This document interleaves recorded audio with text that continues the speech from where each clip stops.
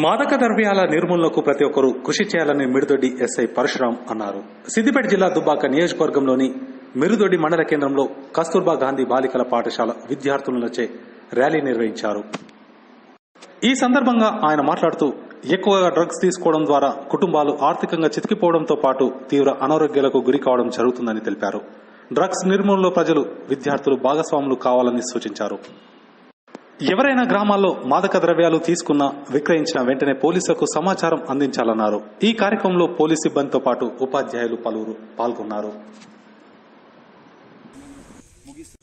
ఆరోగ్యాన్ని మంచిగా చేసుకోవాలంటే అంటే డ్రగ్స్ నుంచి బయటపడి ఆరోగ్యం బాగు చేసుకోవాలనుకుంటే అప్పుడు కూడా మళ్ళీ ఆర్థిక భారం పడుతూ ఉంటుంది.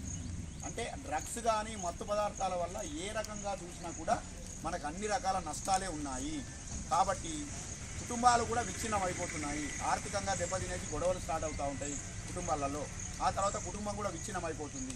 కాబట్టి ఏంటి అని అంటే మనం డ్రగ్స్ కానీ మత్తు పదార్థాలకు కానీ వాటి జోలికి పోతే మన వాళ్ళు కానీ ఎవరైనా కూడా ఆర్థికంగా ఆరోగ్యపరంగా కుటుంబం పరంగా అన్ని రకాల నష్టాలే ఉన్నాయి. కాబట్టి ఈ డ్రగ్స్ని వాటిని మన సమాజం నుంచి తమ్మేసి డ్రగ్స్ రహిత నార్కోటిక్స్ రహిత మత్తు పదార్థాల రహిత సమాజంగా మార్చే ఉద్దేశంతో ఈ డ్రగ్స్ అంతర్జాతీయ డ్రగ్స్ మరియు నార్కోటిక్స్ నిర్మూలన దినోత్సవాన్ని ఇంత శ్రద్ధగా నిర్వహించుకోవడం అనేది జరుగుతూ ఉంది.